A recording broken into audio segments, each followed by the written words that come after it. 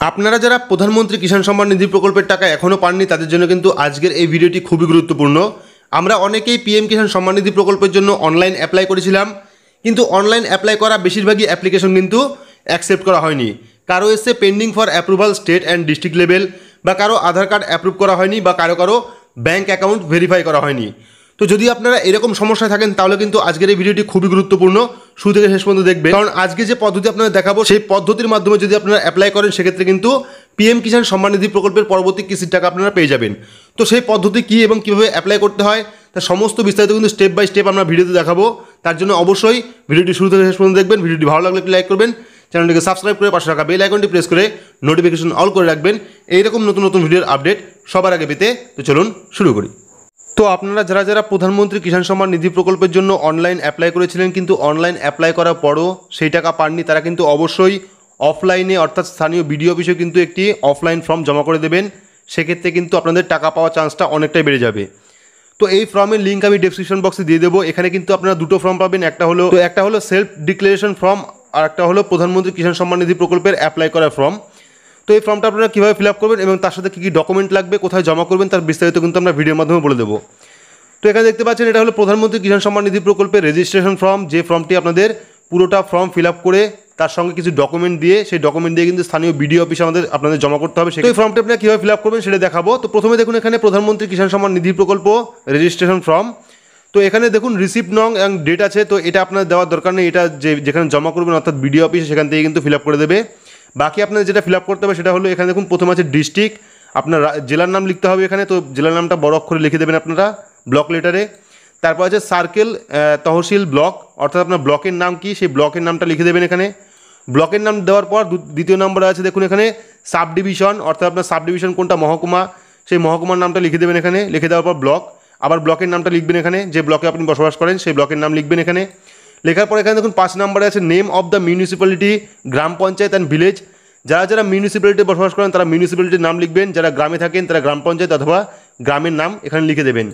লিখে দেওয়ার পর 6 নম্বরে আছে ফুল নেম অফ ফার্মার, অর্থাৎ যার নামে অ্যাপ্লিকেশন করছেন বা যার নামে জমি আছে তার ফুল নাম কিন্তু বড় অক্ষরে অর্থাৎ ব্লক লেটারে কিন্তু লিখতে হবে। তো এখানে দেখতে পাচ্ছেন full name of farmer in capital letter, ঠিক আছে।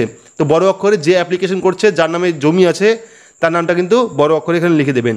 লিখে দেওয়ার পর এখানে দেখুন paste self attested passport size photograph, অর্থাৎ একটা ছবি লাগবে, যার নামে অ্যাপ্লাই করছেন তার একটা ছবি লাগবে, তার নিজস্ব সই করা একটা পাসপোর্ট সাইজের ফটো কিন্তু এখানে আপনাদের লাগাতে হবে।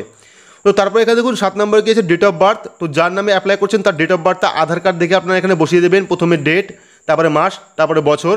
তো এখানে দেখতে দেবেন ডেট, মান্থ, ইয়ার, ঠিক আছে, লিখে দেবেন। লিখে দেওয়ার পর এখানে দেখুন জেন্ডার, অর্থাৎ যে অ্যাপ্লিকেশন করছে সে মেল না ফিমেল না আদার্স, সেক্ষেত্রে এখানে জেন্ডারটা লিখে দেবেন, অর্থাৎ পুরুষ না মহিলা না আদার্স সেটা লিখে দেবেন।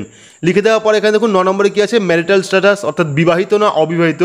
যে অ্যাপ্লিকেশন করছে সে বিয়ে করেছে বা বিয়ে করেনি, বিবাহিত হয় সেক্ষেত্রে ম্যারেজ লিখবেন, যদি অবিবাহিত হয় সেক্ষেত্রে আনম্যারিড লিখে দেবেন, ঠিক আছে। লিখে দেওয়ার পর 10 নম্বরে আছে ফাদার অ্যান্ড হাজব্যান্ড নেম। তো যে অ্যাপ্লিকেশন করছে তার বাবার নাম, অথবা যদি মহিলা হয়ে থাকে সেক্ষেত্রে তার হাজব্যান্ডের নাম এখানে লিখে দেবেন, স্বামীর নাম। লিখে দেওয়ার পর মোবাইল নাম্বার, যে মোবাইল নাম্বারটা বর্তমান খোলা আছে সেই মোবাইল নাম্বারটা কিন্তু আপনারা এখানে লিখে দেবেন। মোবাইল নাম্বার দেওয়ার পর 13 নম্বরে কী আছে এখানে দেখুন আইডি প্রুফ সাবমিটেড, অর্থাৎ আপনি কোন ধরনের আইডি এখানে দেবেন, আধার কার্ড না ভোটার কার্ড না প্যান কার্ড সেটি আপনি এখানে লিখে দেবেন। যদি আধার কার্ড দেন সেক্ষেত্রে আধার কার্ড লিখবেন, যদি প্যান কার্ড দেন সেক্ষেত্রে প্যান কার্ড লিখবেন, যদি আদার্স কোনো ডকুমেন্টস দেন সেক্ষেত্রে সেই ডকুমেন্টের নামটা এখানে লিখে দেবেন। লিখে দেওয়ার পর এখানে দেখুন 12 নম্বরে কী আছে আধার কার্ডের নাম্বার। তো যার নামে অ্যাপ্লিকেশন করছেন তার আধার কার্ডের নাম্বার কিন্তু এখানে বসিয়ে দেবেন। বসানোর পর কার্ড নাম্বার, অর্থাৎ আদার্স যে ডকুমেন্ট দেবেন আপনারা সেই কার্ডের নাম্বার কিন্তু দিতে হবে। ধরুন আপনি আধার কার্ড দিয়েছেন সেক্ষেত্রে আধার কার্ডের নাম্বারটা এখানে লিখবেন। আপনি প্যান কার্ড যদি দেন সেক্ষেত্রে প্যান কার্ডের নাম্বারটা বা ভোটার কার্ডের নাম্বারটা এখানে আপনারা লিখে দেবেন। লিখে দেওয়ার পর এখানে দেখুন রেসিডেন্সিয়াল অ্যাড্রেস, অর্থাৎ আপনার যে অ্যাড্রেসটা বর্তমান যে অ্যাড্রেসটা সেই অ্যাড্রেসটা কিন্তু বড় হাতে পুরোটাই এখানে লিখে দেবেন, গ্রাম প্লাস পোস্ট অফিস দিয়ে পুরোটাই কিন্তু এখানে লিখে দেবেন। লিখে দেওয়ার পর এখানে দেখুন পিনকোড, অর্থাৎ আপনার এলাকার যে পিনকোডটা আছে সেই পিনকোডটা কিন্তু এখানে আপনারা লিখে দেবেন। তো লিখে দেওয়ার পর আমরা নিচের দিকে আসবো। তো আরও একটা কথা বলে রাখি, এই ফর্মটা কিন্তু যারা অনলাইন ফর্ম ফিল আপ করেছে বা অনলাইন সাবমিট করেছে তারাও কিন্তু এই ফর্ম জমা দিতে পারবেন। আমি বলবো যে আপনারা দুটোই করুন, অনলাইনও করুন অফলাইনও করুন। যদি অনলাইন রিজেক্টেড হয়ে যায় সেক্ষেত্রে কিন্তু অফলাইন অবশ্যই আপনাদের ভেরিফাই হয়ে যাবে। তো 16 নম্বরে কী আছে এখানে দেখুন ক্যাটাগরি SC ST OBC অথবা জেনারেল, অর্থাৎ যে অ্যাপ্লিকেশন করছে তার কাস্ট কোনটা আছে, এসসি না এসটি না ওবিসি না জেনারেল, সেটা আপনারা এখানে লিখে দেবেন কোন কাস্ট, ঠিক আছে। তো এরপর 17 নম্বরে কী আছে দেখুন, 17 নম্বর আছে ফ্যামিলি ডিটেলস, অর্থাৎ ডিটেলস অফ দ্য ফ্যামিলি। তো যে অ্যাপ্লাই করছে তার ফ্যামিলিতে কয়জন মেম্বার আছে সেটা কিন্তু লিখতে হবে। এখানে দেখতে পাচ্ছেন name of the family member. তো এখানে যে অ্যাপ্লাই করছে তার ফ্যামিলিতে কয়জন সদস্য আছে সেই সদস্যর নাম কিন্তু লিখবেন। এখানে কটা ছেলে আছে, ধরুন আপনার বাবা অ্যাপ্লাই করছে, সেক্ষেত্রে আপনার নাম লিখবেন। আপনার যদি কোনো বোন থাকে বা ভাই থাকে তার নাম লিখবেন। লেখার পর যদি আপনার কোনো আদার্স কোনো ফ্যামিলি মেম্বার থাকে সেক্ষেত্রে কিন্তু আপনার মার নাম অথবা আদার্স যে আছে তার নাম কিন্তু লিখে দেবেন এখানে, ঠিক আছে। লেখার পরে এখানে দেখুন যার নাম দিলেন, অর্থাৎ ফ্যামিলি মেম্বারে যার নাম দিলেন তার ডেট অফ বার্থ কত আছে, অর্থাৎ বয়স কত আছে, সেটা কিন্তু ডেট মান্থ ইয়ার, ঠিক আছে। আধার কার্ড দেখে ডেট মান্থ ইয়ার অনুযায়ী ডেট অফ বার্থ এখানে বসিয়ে দেবেন।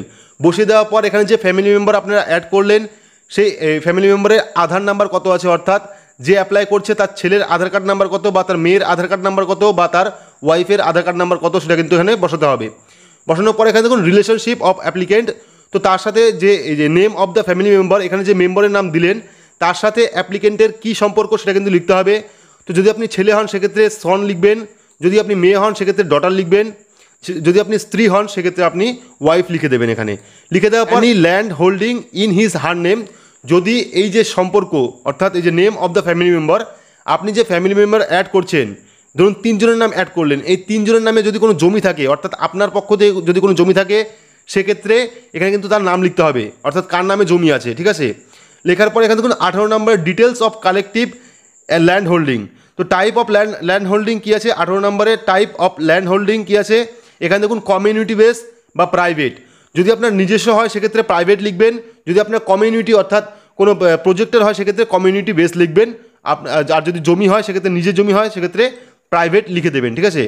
লেখার পর এখানে দেখুন পার্ট বিতে কী আছে, particular of collective land holding. তো এখানে আপনাদের কী দিতে হবে এটাও আপনাদের বুঝতে হবে ভালো করে, আমি সেটা বুঝিয়ে দিচ্ছি আপনাদের।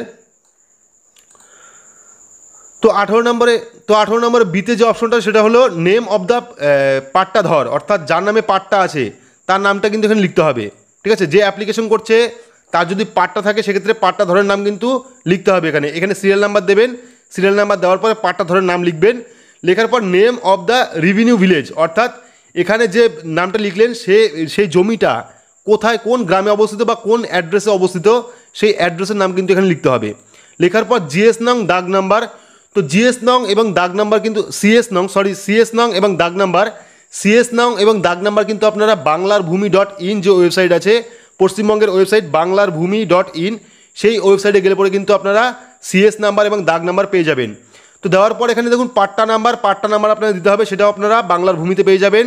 এবং এরিয়া হেক্টর, তো আপনাদের জমির পরিমাণ কিন্তু কাটা হিসাবে নয় হেক্টর হিসাবে দিতে হবে। তো হেক্টর আপনারা ক্যালকুলেট করে আপনার কত কাটা জমি আছে সেই হিসাবে হেক্টর ক্যালকুলেট করে কিন্তু এখানে আপনারা হেক্টর অনুযায়ী আপনার কৃষি জমির পরিমাণ দিয়ে দেবেন। দিয়ে দেওয়ার পর এখানে দেখুন এনি কো পাট্টাধর, যদি আপনার কোনো আদার্স হোল্ডার থাকে সেক্ষেত্রে আপনি তার নাম লিখতে পারেন, অর্থাৎ যদি কোনো ভাগ চাষি থাকে সেক্ষেত্রে আপনি এখানে লিখতে পারেন। লেখার পর এখানে আপনার টোটাল জমি কত আছে সেই টোটাল জমি দিয়ে দেবেন। এখানে আপনার যতগুলো জমি আছে সেই টোটাল জমির পরিমাণ কিন্তু এখানে দিয়ে দেবেন। যদি আপনাদের একাধিক জমি থাকে সেক্ষেত্রে কিন্তু আপনারা এখানে একাধিক জমির ডিটেলসটা এখানে দিতে পারবেন, ঠিক আছে। যদি কারোর একটা থাকে সেক্ষেত্রে একটা লিখবেন, একটা জমির ডিটেলস লিখবেন। যদি কারো একের অধিক অর্থাৎ 2-3টে জমি আছে সেক্ষেত্রে কিন্তু পরপর আপনার জমির ডিটেলস লিখে দেবেন। লিখে দেওয়ার পর টোটাল কতখানি জমি সেটা কিন্তু এখানে টোটালি লিখে দেবেন। তো লিখে দেওয়া হয়ে গেলে পরে কিন্তু আমাদের ফর্ম প্রায় শেষের দিকে, আমরা এবার নিচের দিকে আসবো একটু। তারপর আছে 19 নম্বর। তো 19 নম্বরে কী আছে এখানে দেখতে পাচ্ছেন, 19 নম্বর আছে bank details of farmer and applicant. যার নামে আপনি অ্যাপ্লিকেশন করছেন প্রধানমন্ত্রী কিষাণ সম্মান নিধি প্রকল্প, তার ব্যাঙ্ক ডিটেলস কিন্তু এখানে দিতে হবে। তো আরও একটা কথা বলে রাখি, অনেক ব্যাংকের কিন্তু আইএফএস কোড নাম্বার চেঞ্জ হয়ে গেছে, সেক্ষেত্রে কিন্তু আপনারা পরবর্তী যে আইএফএস কোড নাম্বার অর্থাৎ বর্তমান যে আইএফএস কোড নাম্বার সেটাই কিন্তু দেবেন। তো প্রথম অপশনটা আছে name of the bank branch, অর্থাৎ ব্যাংকের ব্রাঞ্চের নাম কী আছে সেই ব্রাঞ্চের নামটি লিখবেন। তারপর দেখুন নেম অফ অ্যাকাউন্ট হোল্ডার, তো অ্যাকাউন্ট হোল্ডারের নাম অর্থাৎ ব্যাংকের অ্যাকাউন্টের যে অ্যাকাউন্ট হোল্ডার তার নাম কী আছে সেটা লিখবেন। লেখার পর আইএফএস কোড নাম্বার, অর্থাৎ ব্যাংকের যে আইএফএস কোড নাম্বারটা সেটা আপনারা ব্যাংকের পাসবইয়ে পেয়ে যাবেন, সেটা লিখে দেবেন আইএফএস কোড নাম্বার। লেখার পর অ্যাকাউন্ট নাম্বার কত আছে সেই ব্যাংকের অ্যাকাউন্ট নাম্বারটা এখানে লিখে দেবেন। লিখে দেওয়ার পর 19 নাম্বার, এটা আপনারা একটু ভালো করে বুঝবেন। 19 নম্বর যে আছে এটা কিন্তু প্রত্যেকটাই আপনাদের নো করতে হবে। যদি আপনারা ইয়েস করেন সেক্ষেত্রে কিন্তু এই প্রকল্প থেকে আপনারা বঞ্চিত হয়ে যাবেন। তো আপনাদের বুঝিয়ে দিই এখানে কী কী আছে। তো এখানে দেখুন all savings and related class 1, 2, 3 officer employ in central state government অর্থাৎ যদি কেউ সেন্ট্রাল স্টেট গভর্নমেন্টে কাজ করে সেক্ষেত্রে আপনি ইয়েস করতে পারেন অথবা নো করতে পারেন। তারপর অপশন দেখুন কি আছে, monthly pension more than 10,000 per month. যদি আপনার ইনকাম যদি আপনার পেনশন মাসে 10,000 টাকার ওপর থাকে সেক্ষেত্রে আপনি ইয়েস করতে পারেন অথবা নো করতে পারেন। এই যে 19 নম্বরে যে কটা ক্রাইটেরিয়া আছে সবগুলো কিন্তু আপনারা নো করে দেবেন, ইয়েস করলে কিন্তু পাবেন না। তো তারপরে কি আছে, ইনকাম ট্যাক্স, যদি আপনারা ইনকাম ট্যাক্স দেন সেক্ষেত্রে ইয়েস করবেন অথবা নো করবেন। 4 নম্বরে কি আছে, farmer, present minister, state minister, MP, x MLA বা আদার্স যে গভর্নমেন্টের যে বিধায়ক বা মন্ত্রী থাকে সেই কোটায় যদি আপনারা থাকেন সেক্ষেত্রে ইয়েস করতে পারেন অথবা নো করতে পারেন। তারপরে অপশনটা আছে doctor, engineer, lawyer, chartered account, এগুলো যদি থাকে, যদি আপনারা ডক্টর হন বা ইঞ্জিনিয়ার হন সেক্ষেত্রে ইয়েস করতে পারেন অথবা নো করতে পারেন। তো যারা যারা অ্যাপ্লিকেশন করছেন 19 নম্বরে যে কটা অপশন আছে সবগুলো কিন্তু আপনারা নো করবেন। ইয়েস করলে কিন্তু আপনারা 1 টাকাও পাবেন না বা এই প্রকল্পে আপনার নাম রেজিস্ট্রেশন হবে না, সেক্ষেত্রে আপনারা 19 নম্বরে প্রত্যেকটাই নো করে দেবেন।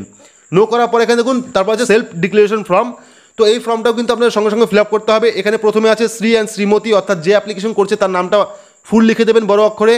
লেখার পর son of, daughter of, wife of, house of, ঠিক আছে, হাজব্যান্ড অফ, ঠিক আছে। তো এখানে যদি আপনার ছেলে হন সেক্ষেত্রে ছেলের নামটা লিখে দিতে পারেন, যদি আপনি মেয়ে হন সেক্ষেত্রে মেয়ের নাম লিখে দেবেন, যদি আপনার ওয়াইফ আছে সেক্ষেত্রে ওয়াইফের নাম লিখে দেবেন। লিখে দেওয়ার পর অ্যাড্রেস লিখে দেবেন। অ্যাড্রেস লেখার পর এখানে দেখুন সাব ডিভিশন, অর্থাৎ কোন মহকুমায় বসবাস করেন সেই মহকুমার নামটা লিখবেন। লেখার পর ডিস্ট্রিক্ট, অর্থাৎ কোন জেলায় বসবাস করেন সেই ডিস্ট্রিক্টের নাম এখানে লিখে দেবেন। লিখে দেওয়া হয়ে গেলে পর কিন্তু আমাদের কমপ্লিট, পুরো ইনকমপ্লিট ফর্মটা পুরো কমপ্লিট হয়ে গেছে। এবার আপনাদের নিচের দিকে চলে আসতে হবে। নিচের দিকে চলে আসলে দেখবেন এখানে দুটো অপশন আছে, একটা হলো ডেট, অর্থাৎ কোন ডেটে আপনি এটা জমা দেবেন সেই ডেট লিখবেন। লেখার পর এখানে প্লেস, অর্থাৎ আপনার গ্রামের নাম কী আছে সেই গ্রামের নামটি এখানে লিখবেন। লেখার পর এখানে দেখুন সিগনেচার, থাম্ব। তো যদি আপনারা সই করতে পারেন সেক্ষেত্রে সই করবেন, যদি সই না করতে পারেন সেক্ষেত্রে আপনারা টিপ সই কিন্তু দিয়ে দেবেন। দিয়ে দেওয়ার পর নাম, তো অ্যাপ্লিকেন্টের নাম লিখবেন এখানে। লেখার পর অ্যাড্রেস, ফুল অ্যাড্রেসটা এখানে দিয়ে দেবেন। দিয়ে দেওয়ার পরে কিন্তু এই টোটালটা ফর্ম আমাদের ইন টোটাল ফর্ম কমপ্লিট, অর্থাৎ registration form and self declaration form যেটা আছে সেই ফর্ম কিন্তু পুরোটাই কমপ্লিট। তো এর সাথে আপনাদের কী কী ডকুমেন্ট দিতে হবে এবার বলে রাখি। এর সাথে কী কী ডকুমেন্ট দিতে হবে। ডকুমেন্টে ভোটার কার্ড, আধার কার্ড, প্যান কার্ড যদি প্যান কার্ড, জমির পর্চা, প্লাস আপনার ব্যাংকের পাসবইয়ের জেরক্স এবং যাবতীয় যতগুলি দিয়ে আপনি অনলাইনে অ্যাপ্লাই করেছিলেন প্রত্যেকটা ডকুমেন্টই কিন্তু আপনার লাগবে। এবং সাথে সাথে কিন্তু আপনার ছবি, পাসপোর্ট সাইজ ছবি কিন্তু 3 কপি লাগবে, ঠিক আছে। তো আপনি এটা কোথায় জমা দেবেন, স্থানীয় বিডিও অফিসে আপনি এটা জমা দেবেন। স্থানীয় বিডিও অফিসে কিন্তু সবসময় নেয়, আপাতত মনে হয় কিছুদিন বন্ধ আছে। তো অনেক জায়গায় খোলা আছে, অনেক জায়গায় বন্ধ আছে, সেক্ষেত্রে দেখবেন যে আপনাদের যে এলাকার যে বিডিও সেই বিডিও অফিস খোলা আছে কিনা। যদি খোলা থাকে সেক্ষেত্রে আপনারা কিন্তু এই ফর্মটি বিডিও অফিসে জমা করতে পারেন।